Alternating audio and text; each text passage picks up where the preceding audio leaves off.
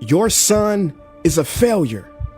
He's barely passing my class, and with grades like this, I'm just not sure what kind of future he's gonna have.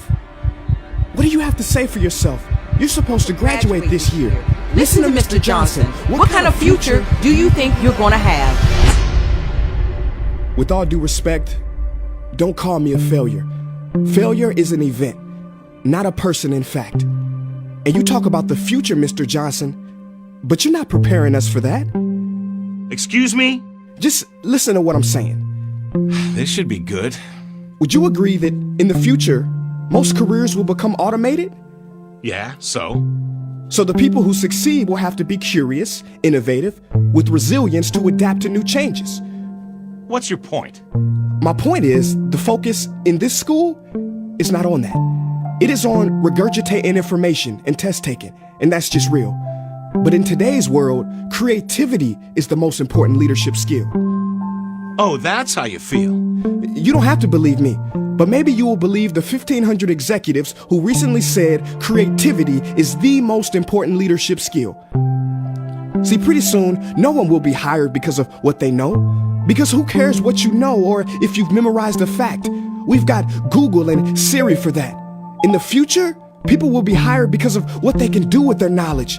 Can they creatively solve real-world problems, not just follow instructions or directions and bubble in multiple choice questions?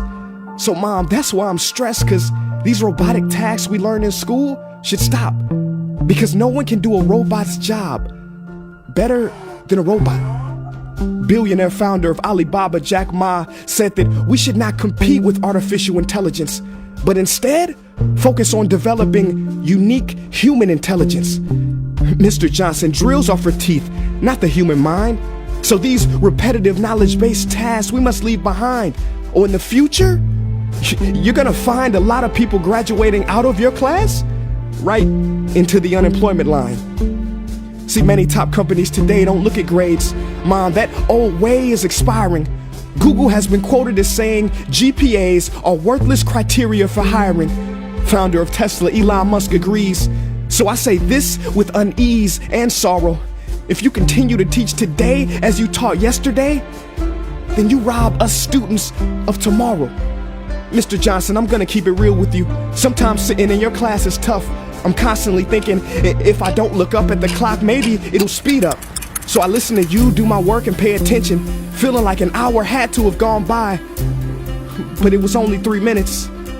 So if you wonder why we're bored in class, look, you want to get a kid to hate reading? Give them this, a school textbook.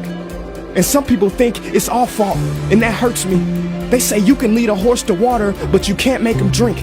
And to that I say no.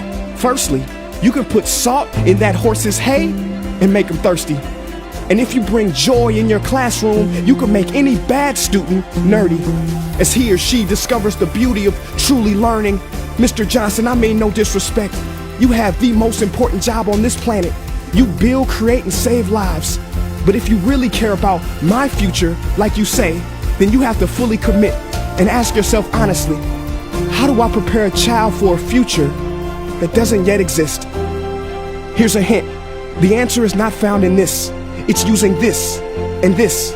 See, in the future, we will need more passion and compassion. People with inspired hearts and wisdom to uplift this planet. And Mom, I love you, but can I be real? Go ahead. You want to know one of the biggest factors for childhood success? It's not IQ. It's family meals. And we haven't had one of those in a while. See, I know sometimes you don't feel proud, because I may not be a straight A student, but I'm not stupid. These tests may be 70% of my grade, but they're 0% of my future. But don't worry, I'll pass this class and get through this. But I need you to give me the space I need to be me and live true. Because the best feeling in the world is that your own parents get you.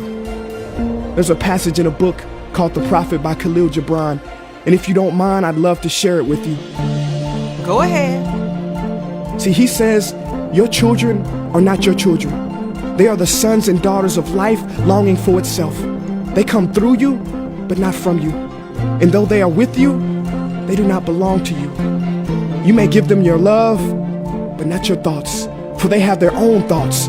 You may house their bodies, but not their souls, for their souls dwell in the house of tomorrow. So, Mom, I'd appreciate it if you give me the love that I need to pursue my dreams. See, if we are to succeed, all three of us need behavior change on all fronts. We talk about the future, but the future is now, and it is created now by all of us. I've never heard you speak like that before. Yeah, I didn't know. But I'm going to reach out to administration and try to change some things. You have my word.